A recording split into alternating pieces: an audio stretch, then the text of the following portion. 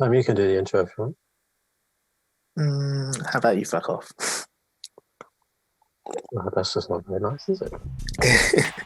Hello, everyone, and welcome back to another episode of Saved by the Bellerin. But this time it's a little bit different. Saved by the Bellerin presents At the Bar with Sammy and Ryan, where we talk about our players to watch over the coming weekend, and where we see them in a few years, in 10 years, and how we think their careers will progress. So, I have Sam here with me now. Hello, Sam. Hello, mate. How's things? They're all great. How about you? Yeah, can't complain. So the first question I have for Sam is, what is your drink of choice today at the bar? Well, what I've got in an Amstel glass, it is my traditional Saved by the Bellerins, Carlsberg.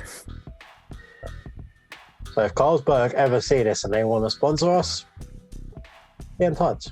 You know, Might be able to help. Or if they don't fancy it, Amstel, if you do, send a couple over, will you? I mean, if Carlsberg did podcasts, it would be us. Very true. And my drink of choice is Strongbow Dark Fruits. For the wimps out there.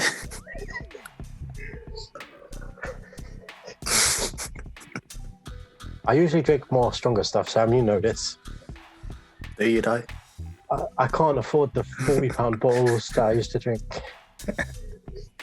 It's hard times. It's hard times, sir. It's hard times. It's the pandemic. Yeah, exactly.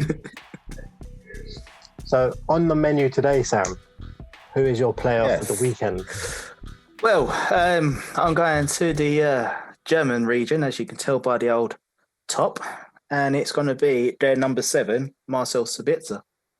Ooh. I see that he's done pretty well in the Champions League this season. He's not doing too badly in the league either. So, when we jump into this, be able to discuss all the ins and outs of him. So my player is a little bit left field. Mine is from the Eredivisie. And for Heerenveen, his name is Mitchell VanBergen. Who? Yeah. Some people may say who, but that's what we're here for. These are our players to watch. So let's get into it, Sam. Why have you chosen Leipzig's number 7? Well, for me, it's always been a player that I've admired. I've really enjoyed watching him progress at Leipzig. Watching them as a team is quite entertaining. And I think they're on a really, really strong journey. And for me, I think a lot of people will point to Werner last year. They'll point to Parson as well. They'll also point to the centre backs. But the one guy that really ties it all in for me is Sabitzer. And with him, I truly think if he comes out of that team, and I think with the signing of Sabitzer, they are already planning for the future with a possible departure of Marcel Sabitzer. But I really think he is the real engine of this Leipzig team, and it'll be interesting to see how they get on without him. What about yourself? What brought this player to yourself? So, funny story. I was playing FIFA earlier, and I saw, because my original player was Jonathan Icone. I thought, but then thinking about it, as someone everyone knows, like he's very highly rated. And for us, we want players that people may not think about or go into. I was playing FIFA, and this right winger just kept absolutely rinsing Andy Robertson on FIFA. I was like, who the hell is this guy? So I checked his name, and it was Mitchell VanBergen from Heerenveen. I was like, So I went on YouTube. I watched a full game that he played in. I watched 2 full games today that he's played in this season. And he is very, very quick. He likes to dribble with the ball. He's obviously not the finished article yet. He's very raw, but you can see the potential in him. Like, he's one of those players that gets the ball and then you're off your seat. He's that type of player. He reminds me a bit like Arshavin. He's that sort of technical dribbler, the one that can just go past you that you're not even there. I saw his stats this season. They're not been great, but he's not played in most of the games. He's been on the bench quite often because he's only 20. He turns 21 actually in 2 weeks. Oh, okay. Cool story. Cool story, bro. He's got two goals and 1 assist this season, but he's rapid, very, very quick. Okay. Yeah. So with Sabitzer, obviously we're looking to where he will be in a few years. There's been a few linked clubs. One we won't talk about because they're on the worst side of London. But what teams would you say he fits? That kind of thing. Where do you see him fit in? Do you know what?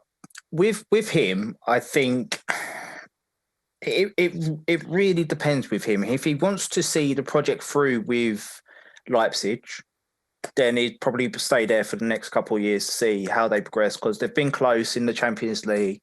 Within the league, they're doing quite well there, I believe. And they've obviously been in the Champions League spots over the last couple of seasons. But obviously, as you say, there's that link to the Bottle Club down the road, which if he was to go there, I'd be highly disappointed, because obviously players that you admire, you don't want them to be going to your nearest rivals. But if we're going to be looking at where he potentially could be, I think I'd hope Arsenal would be in there if he was available. But I would most likely see him ending up at Bayern Munich at some point, because as we all know, Bayern Munich like to snap up the league's top quality. So I think it purely depends on the player to see whether or not he wants to stay in the Bundesliga or explore his options, which, looking at some reports that have been touted about, he seems to want to do. So I think Arsenal would be a good fit for him. Obviously, Spurs would be a good fit. Man City would be a good fit for him also, because obviously with City's midfield, on the ageing side, some of them being a bit injury prone, I think they need a real driver in that midfield. And I think Sabitzer could be that player. But if we're looking at, obviously, being a Arsenal-centric podcast, if we look at where he'd fit in this Arsenal midfield, obviously, if you're having Thomas Partey potentially behind or to one side, there's still that creative midfielder slot that's free. And with Sabitzer, he is the controller, he's the creator, he's got a keen eye for a pass. And the thing that strikes me with him is I don't want to say he's a carbon copy of Santi Cazorla, but he's got elements of his game to him, which I really like. If he's in tight spaces, if he's in a two of a pivot, he's able to get out of the tight spaces by jinking and turning like Santi used to do. And for me, his passing, like, obviously, I know we've got Granit Xhaka, not everybody's favourite person right now, definitely not mine. Just looking at his range of passing, Spitzer's got that, but I'd say it's better. It's more precise than what Granit's is. And another thing that I like about Sabitzer is that with his engine, he's a bit of a hybrid of Santi and Ramsey, to be honest, because he's got Ramsey's third man running. He likes getting into the box, but he's smart when he makes them runs, because with Leipzig, they tend to pin the opposition. And then the deeper midfielders, him and Kempel, I think it is, would then do the third man running. So, say, for example, if Arsenal had the people pinned, we've got Thomas Partey to one side, Spitzer to the other, got the team pinned. Obviously, Partey, he's well documented what he can do. He can single-handedly hold a midfield. that would allow Sabitzer to make them third-person runs. And if we were to be able to cross the ball or play a smart pass into him, he's got a real keen eye for goal as well. So, for me, there's there's a number of teams that Sabitzer can really fit into, but hopefully it'll be Arsenal at the end of the day. But enough about him. What about your guy? Well, because he's so young, I don't want to put pressure on the kid's shoulders, but I think he can go two ways here. I think he can stepping stone. So, like, obviously, the next stepping stone in the Eredivisie is Feyenoord or Ajax. But I can see him as someone. I can see him coming to the Premier League and performing for someone like Southampton under Hasselhüttl. I think that would be a good fit. Newcastle would be a good fit because they always play with their wide men. If we're not going to Premier League, I can see him fitting in to the Serie A with Atalanta or even AC Milan because they signed the Norwegian kid, and they're now looking to bring in the youngsters and to breed them, especially those type of youngsters, fast, can dribble, can take the ball to the opponent. So I can see him fitting there because he can play on either wing. He can play as a 10. He can. I don't want to say it purely because it would put so much pressure on him, but I can see him hitting the heights of a Juve, Atletico Madrid.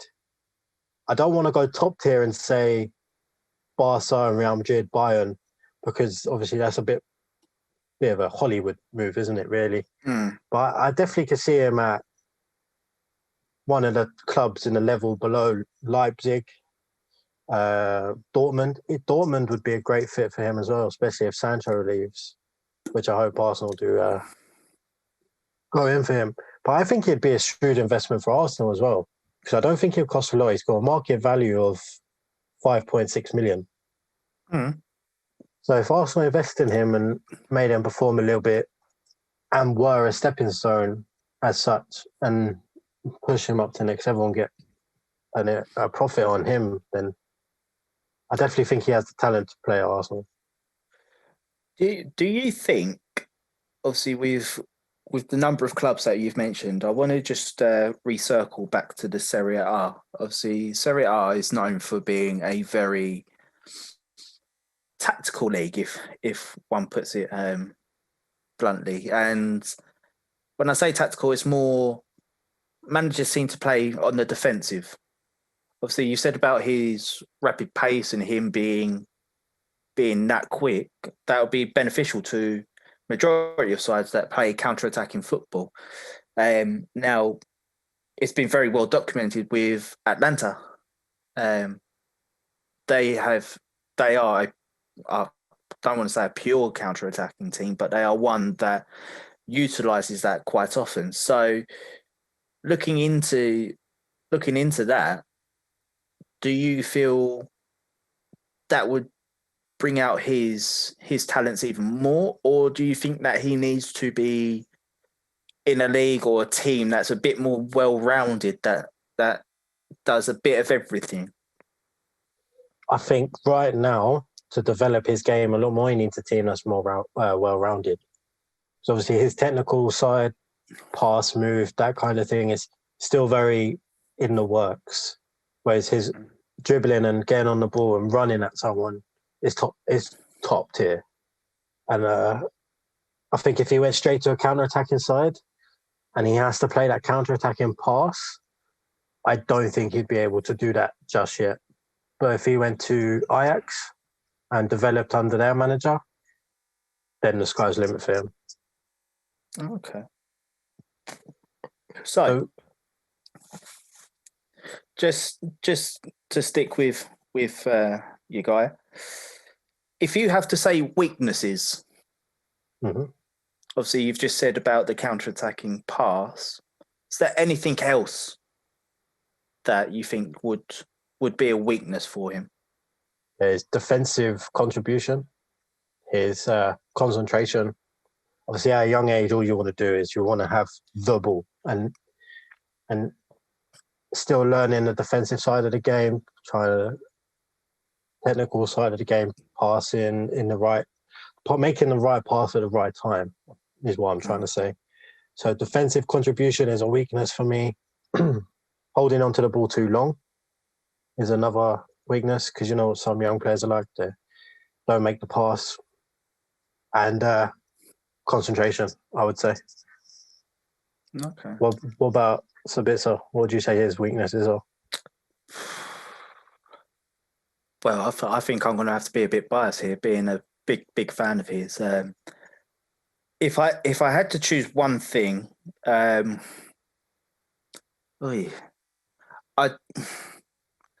probably say the tackling is his. I wouldn't say it's a weakness as such, but that's the weakest link in his armor. If that makes sense.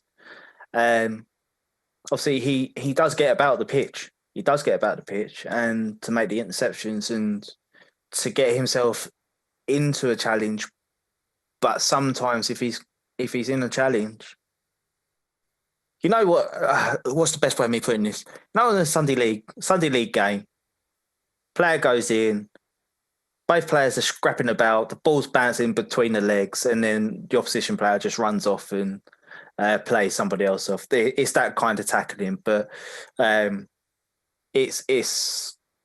I wouldn't say it's common. It's something that can be improved on. Obviously, being the center of that team, it's not really his role to be the enforcer. He's more the orchestrator. So in that essence, you can let him off. But if he was to choose something like that, then that would be his weakness, I think. And maybe if I'm looking more of his strength, what one of his strengths would be one of his weaknesses, I think he likes to do a lot of layoffs. And obviously, to get up the pitch, yes, they are needed. But and as we've seen as Arsenal fans, it's to do the same thing constantly, you can be caught out. It just needs to have that little bit more variance. But I think if he's in a deeper line position, he'll try and get the team up the pitch and try and work in them small spaces to do the pop-offs. But sometimes it happens too often, and you just need that out ball, that long pass, which he has got in his locker, but sometimes it just doesn't come off. Yeah. So with Sabitzer, when you told me you was doing him, I obviously Googled him. For me, his main strength, which was said quite a bit online, was his leadership. Mm-hmm. Am I right in thinking he's the captain of Leipzig? One of, I believe Parson is the main captain of Leipzig, but he's either the vice or third captain. But if people go off, he tends to get the armband. But with or without the armband, to be honest, sorry to keep referring back to us because we're in a dire strait at the moment. But for me, that's why we're drinking. Yeah, well, yeah. For me, the armband at Arsenal is a frivolous and meaningless thing right now, and it has been for probably about 10 years, to be perfectly honest. But ultimately, you need leaders on the pitch. He does the leading with his football. He also is quite vocal to his teammates, and it's not one that's it'll just shout at somebody for the pure reason of shouting at somebody. It's the constructive feedback. It's saying, no, you don't need to be there. You need to be there. And it's very, he gesticulates a lot. So I think with him, if he was to come into Arsenal, obviously bearing in mind, he can play centre midfield, defensive midfield, attacking midfield, can cover the flanks as well if need be. So there's a lot of versatility within that, and obviously we've spoken on the main podcast about tactical fluidity and the types of systems that Arteta wants to play, and Yeah, he fits in perfectly. And if he was to come in, obviously, as I said, the leadership in terms of his football alongside Partey, that's that's a big bonus on what we've got now.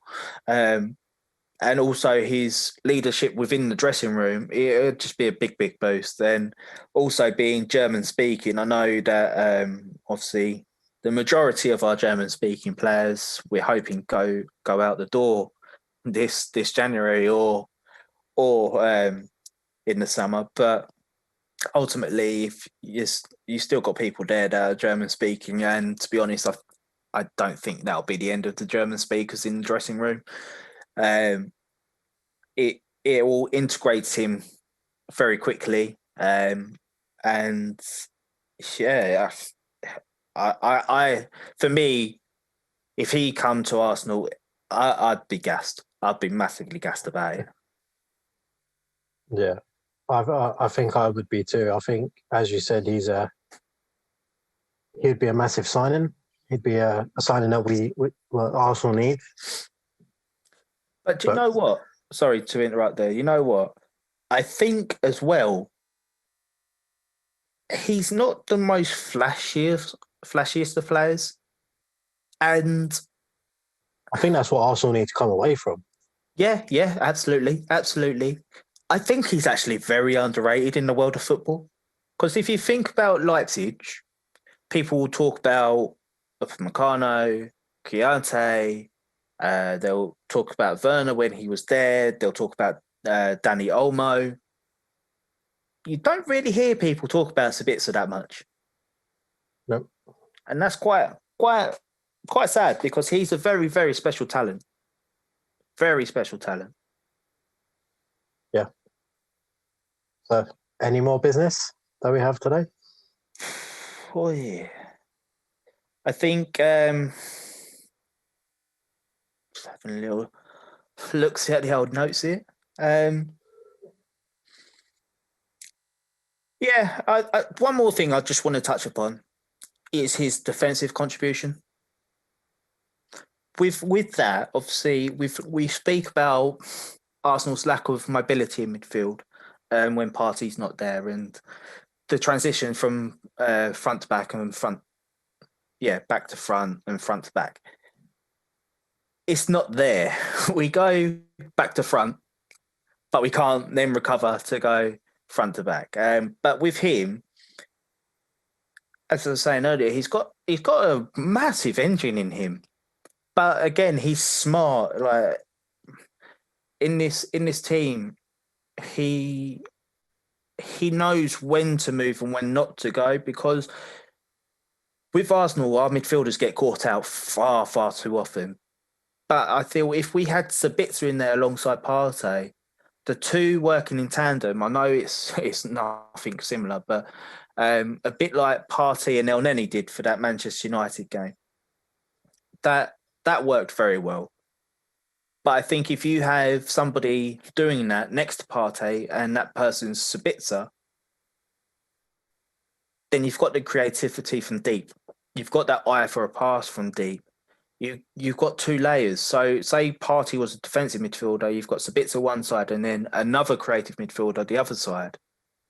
The other creative midfielder can be the link between the lines, but Sabitzer can also be that defensive, the one that gets about the pitch alongside Partey and do the intricate passing with the number 10 or the 10/8 next to him. So it will unlock. It will give us so many avenues, as you know, as put on the captain's tier in one of our breakdowns. The passing lanes in this midfield, which we should be plentiful.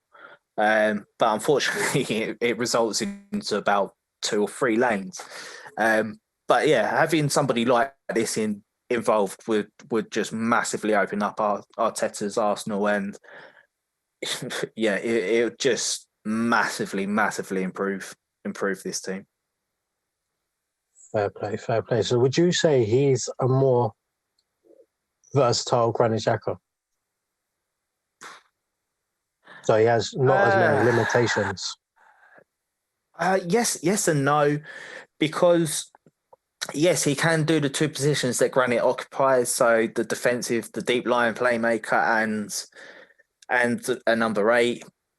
But there's another string to Sabitzer's bow. If need be, he can play in that number 10 position. And obviously, with all the attributes that I've mentioned previously, him bringing that into a number 10 position, that all action, all intensity as well, he's got that positional awareness to play that number 10, but also bring everything else into that.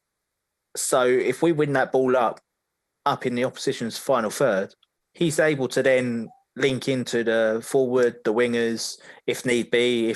If it's a case of the opposition flooding back, he'll turn out and we'll start again. So in terms of if I would play him in the number 10 or the 8, I would play him in the number 8. And I'm sorry, Granit, but you're out. Can't argue with that. Can't argue with that at all. So from my point of view, I've got nothing else to mention about my man VanBergen. Anything else about Sabitzer? Nothing else? No, I think I'm good with Sabitzer. Yeah, just one definitely to keep an eye on. Obviously, with the January window coming up, Arsenal openly saying that they want a creative midfielder, and I tell you what, if they're looking for that, for me, you don't look further than him, to be honest. Well, now Edu has said we're looking for one that's going to slap 15 million on every player. I know. Just to quickly touch upon that, Daniel Farke had his press conference today, and he's saying about Buendia, saying, "Oh yeah, he's vital to us, so he's not going to come on the cheap." It's like, yeah, cheers, Edu, cheers, buddy. There's another 15 million you're going to have to shell out.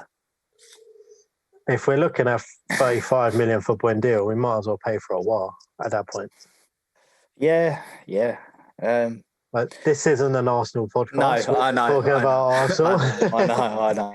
It's hard. It's very hard. I know. But for you, with VanBergen, price, what would you region him in?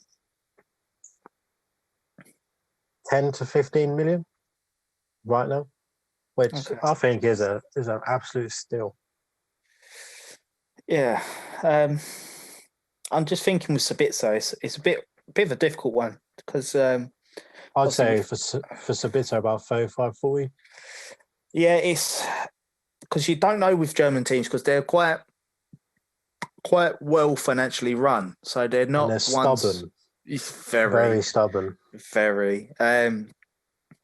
So if we're looking, for me, I'd start off at 35, but if it was to reach up to say 60, I'd still pay it because you're getting everything that you need in the midfielder in this man. Right. You heard it here first. 60 million for Sabitzer in January, Arsenal. All right, so I'm assuming that is the end of our first episode at the bar with Sammy and Ryan. Just lean on there. Catch our players this weekend. I believe Sabitzer is at home to Cologne on Saturday, and I believe VanBergen is playing Heracles Almelo away on Sunday. I don't know kickoff times, so don't judge me. And yeah, stay tuned for more. We'll be back again next week on the Sports Talk Line Network, where we talk sport 365 24/7. Have a good night.